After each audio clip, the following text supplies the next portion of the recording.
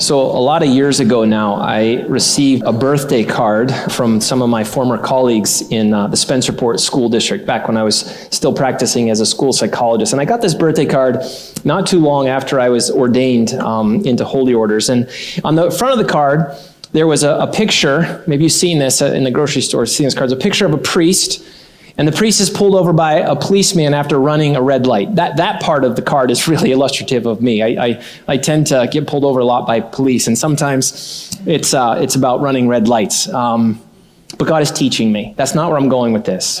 It's not about me. It's about this. So anyway, the front of the card, the windows roll down, and the officer is seen asking this priest, he said, "Have you been drinking, Father?" "Not a drop," says the priest. "Well, would you mind telling me what you've got in that flask right there?" The priest said, that would be water.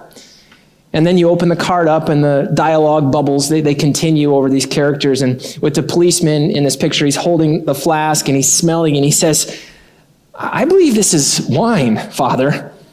And the priest replies, "Mother of God, he's done it again. Another miracle."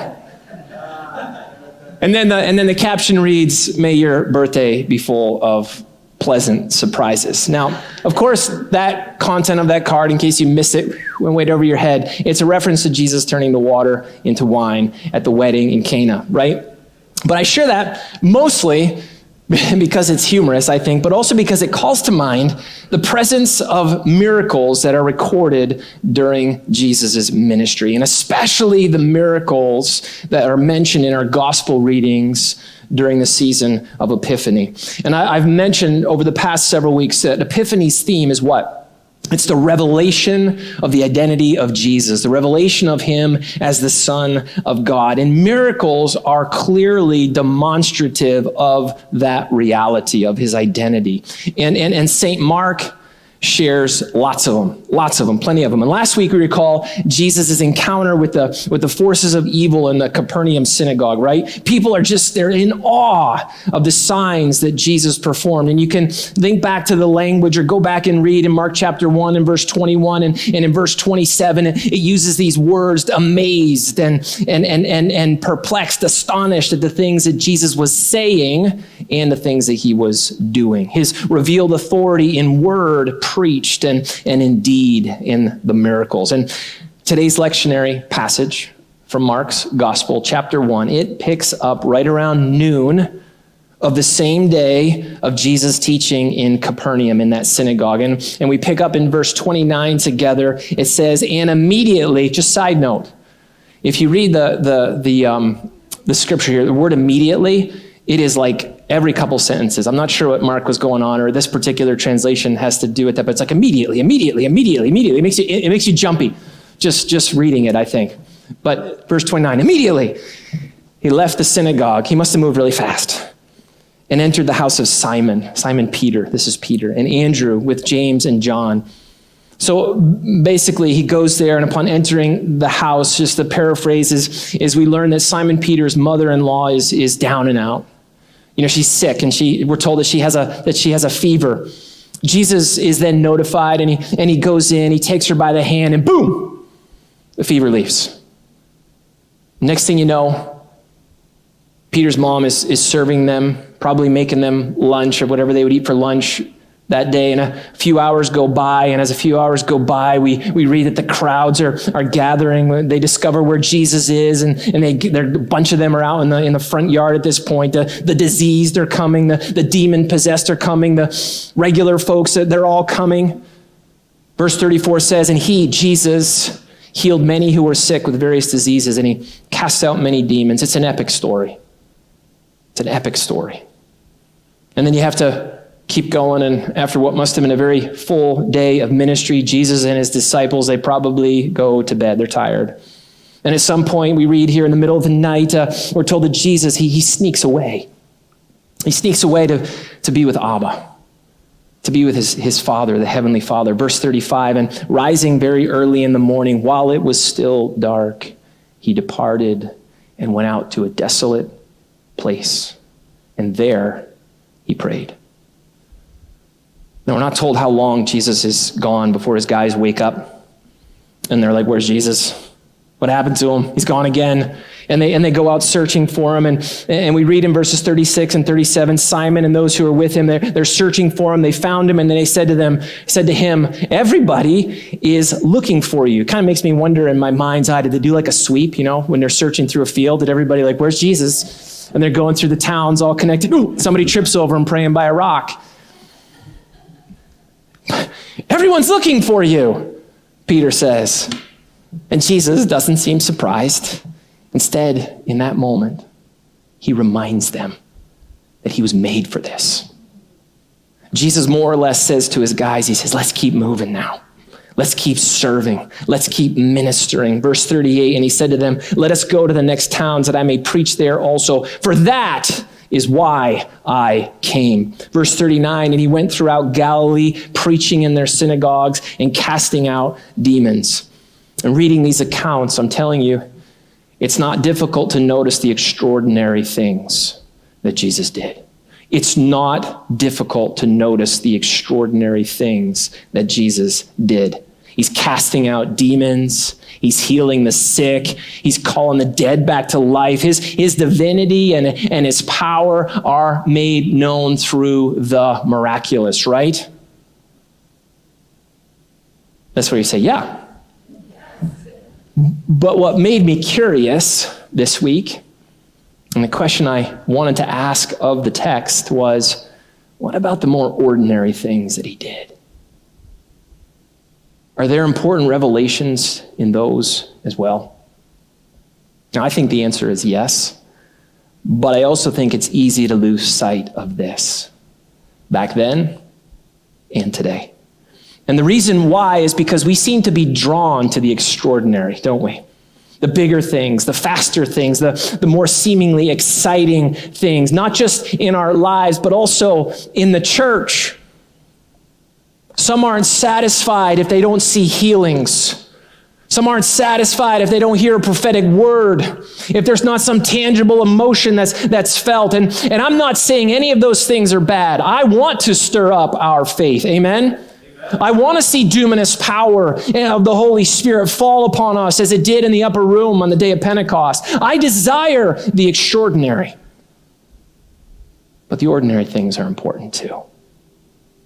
And hear me now, church. If we can be a people who are attentive to Jesus in the ordinary things of our lives, then we will become extraordinary followers of Jesus Christ. I'm going to say that again. If we can be a people who are attentive to Jesus in the ordinary things in our lives, then we will become extraordinary followers of Jesus Christ. Extraordinary commitment, extraordinary love, extraordinary forgiveness, extraordinary grace and mercy, and on and on. And there are two things that I really want to pay attention to from our text today. One is in verse 30 and the other is in verse 38.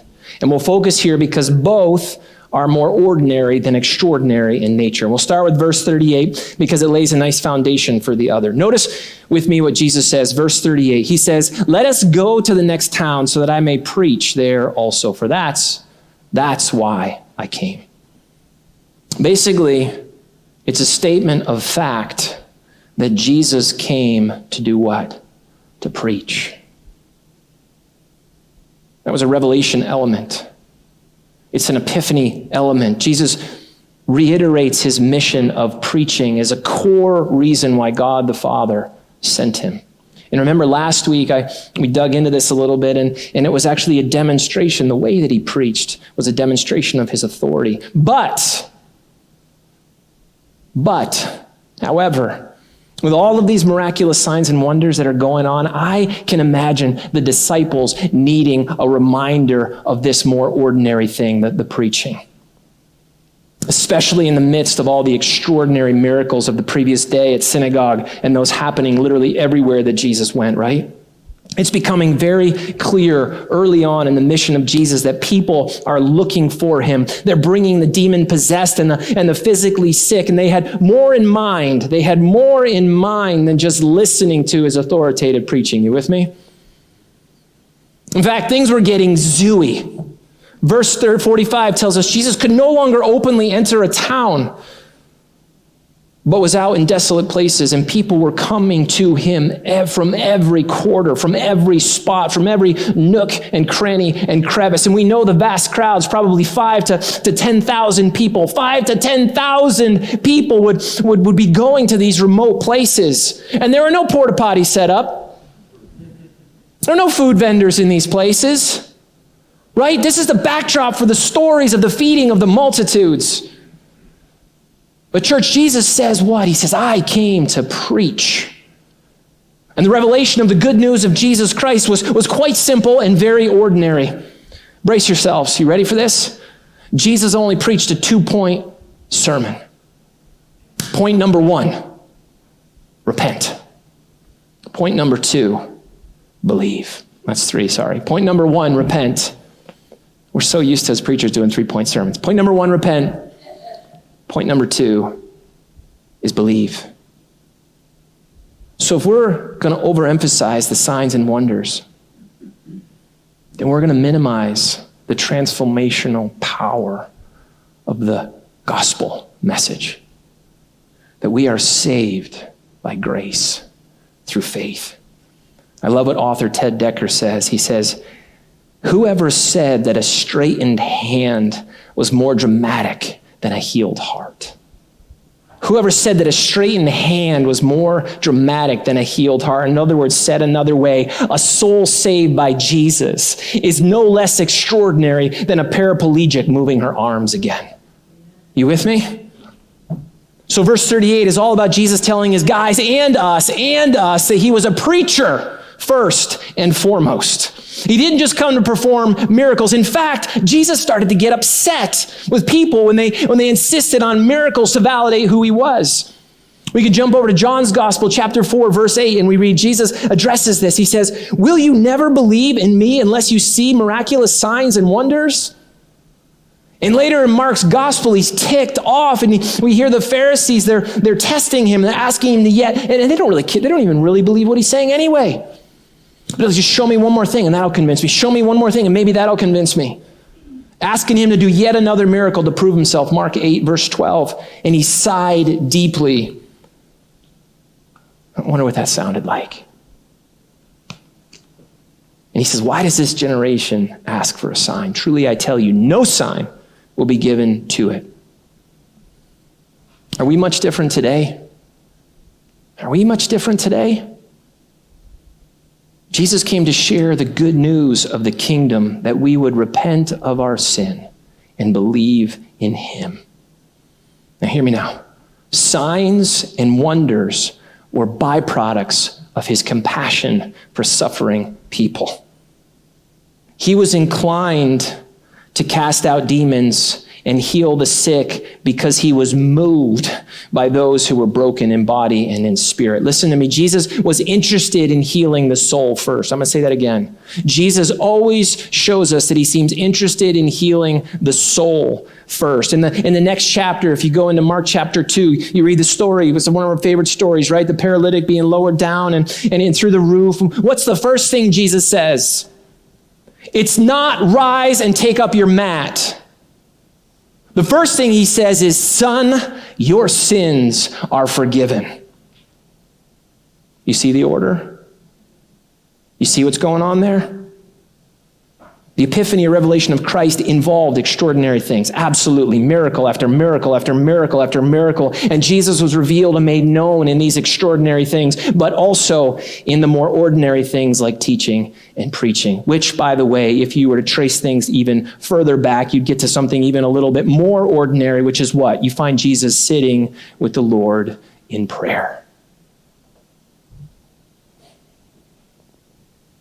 Ordinary prayer. But we still insist on the extraordinary first, back then and today. And to flesh this out a little bit with a question, let me ask a question. If you could have any superpower, what would it be? Let me just list a few. Invisibility, X-ray vision, flight, strength, elasticity, telepathy, speed of travel, force field, shape-shifting. And I'm just curious, By a show of hands, who would pick something like a force field over being able to fly? What's wrong with that person? Right? Who would do that? It's too ordinary. Now let's shift gears a bit, because granted, superpowers are not very spiritual. So bear with me. I'm going somewhere with this. Let's shift into something a little bit more biblical, shall we? We are in church, right? If you could choose any gift of the Holy Spirit, oh yeah, we're getting personal. If you could choose any gift of the Holy Spirit, what would it be? Prophecy, healing, teaching, speaking in tongues, generosity, administration, hospitality. What would you pick? What would you pick? One of the more ordinary or one of the more extraordinary? The thing is, in either scenario, whether you're selecting a superpower or a spiritual gift, I think there's a tendency or there's a wish or there's a longing for the big thing. Why do we do this? This happens in other areas too. Believing our house is too ordinary. Believing our spouse is too ordinary. Believing our income level is too ordinary. The result, people seeking the extraordinary. They become slaves to their mortgages. Divorce rates are the highest they have ever been in history. Families never feel like they have enough money no matter how much money they make. Seeking the extraordinary over the ordinary has created a delusional insanity. We must have a bigger house. We must have a more exciting partner. We must have more and more and more and more and more money or whatever, fill in the blank. You want to know what I long for as a superpower? You want to know what I long for as a spiritual gift? To be able to see Jesus better than I do. To be able to apprehend a massive God even in the small stuff. To be aware of his presence and his goodness right where I am. In the ordinary. In the difficult. In the confusing. In the painful. To seek the reality of Jesus Christ over some elusive pursuit of whatever. In church, maybe it seems easier to notice or perhaps to long for the big thing that God has done or that he might still do. But if we are always focusing ourselves on the extraordinary, we're going to miss his revelations in the ordinary. And those ordinary things are things that he's doing all the time. The epiphany of Jesus Christ was and is that the ordinary moments can become extraordinary ones. And we just have this propensity to look for one more than the other. Now let me continue to illustrate my point by returning to verse 30. We read, "Now Simon Peter's mother-in-law lay ill with a fever, and immediately they told him about her. And he came and took her by the hand, and he lifted her up, and the fever left her, and she began to serve him." Now as I read this, it seems to me that this very ordinary mending of her body is not particularly striking compared to the nature of demonic deliverance. Bringing her fever down from 101 to 97.6 or whatever it is, 98.6. It's not as extraordinary. It's not as extraordinary as healing the leper or the paralytic or raising the dead, bringing her fever down a few degrees. But the fact remains that this small, ordinary miracle that Jesus does to Peter's mom is in 3 of the 4 Gospels. And I got to tell you, something about that brings me tremendous joy. It's a smaller thing. And it makes me think about my kids throughout various stages of their lives and the simple faith that they have to ask me to pray that God would heal their headaches or their upset tummies or to take away their fear or to help them with their schoolwork or can you help me not have bad dreams, God, and to fall asleep quickly. Children somehow know that God is in these very ordinary things, isn't he? Kids inherently have this confidence or this wisdom that God desires to be with us, not in some things, but in everything. Children intuitively understand that God gives us the most extraordinary gift possible, his abiding presence. And I think this is why Jesus loved children. Our daily challenge as adult Christians is to realize the same thing. And get this, not just to intellectually, we can all say, oh, you're right, intellectually assent to this truth, right? But to altogether experience it as a regular part of our lives is a different thing. To see God in the ordinary as well as the extraordinary. Can you imagine if we were to live as if God were present in every single place and in all situations? Can you imagine that? Maybe some of you have heard of a person by the name of Brother Lawrence. He was a monk who lived in the 17th century, and during his life, he was never in a place of leadership. Never. Rather, for most of his ministry experience, you know what he did? He was a cook. I mean, no offense to chefs and stuff, Kristen, I see you're like, what? I'm a cook. He wasn't like the big top dog. He was a cook for most of his monastic life. And what he's known best for is how he strove to see Christ in the ordinary. After his death, his journal writings, they were compiled into a book, and the title of this book is called Practicing the Presence of God. And in it, he writes this one thing. He says, possessed thus entirely with the greatness and the majesty of this infinite being, I went straightway to the place that duty had marked out for me, the kitchen. It is not necessary, Brother Lawrence continues, to have great things to do. I turn my little omelet in the pan for the love of God. And when it is finished, if I have nothing to do, I prostrate myself on the ground and adore my God, who gave me the grace to make it, that little omelet. And after I arise more content, I will arise more content as a king. When I cannot do anything else, it is enough for me to have lifted a straw from the earth for the love of God. So for all you moms who are blowing noses, sweeping the crumbs from underneath the table for the 50 millionth time, or dads doing the same, or whether you're a janitor or a CEO, or whether you're lifting a straw from the earth, you're doing it for the love of God. Church, I wonder what it would be like if we began to reimagine ordinary faith and experience through the eyes of an extraordinary God.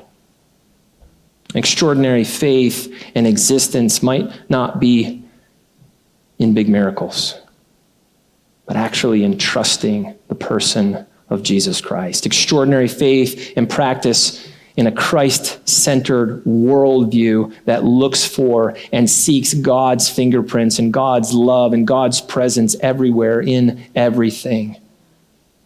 In the job you have, with the spouse you have, in the home you have, with the hair color you have, your natural hair color. Just throw that one in there. Not very spiritual, but it came to mind this morning. Because here's the thing. When we can apprehend God in this way, the ordinary, then we will possess everything we will ever need. And as we become a people attentive to Jesus in the ordinary things of our own lives, let me say that again. As we become a people who are attentive to Jesus in the ordinary things of our lives, then we will become extraordinary followers of Jesus Christ. In the name of the Father, Son, and Holy Spirit. Amen.